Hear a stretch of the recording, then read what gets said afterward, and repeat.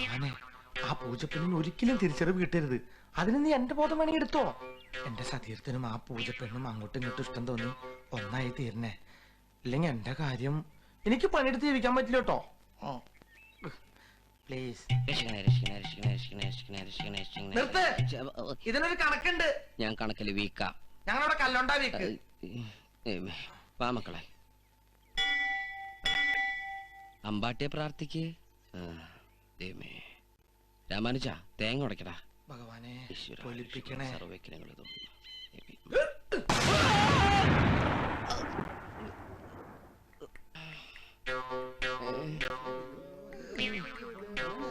എല്ലാം പെട്ടെന്നാണല്ലോ ഈശ്വര. എന്താടാ പട്ടി നീ ഉടച്ചത്?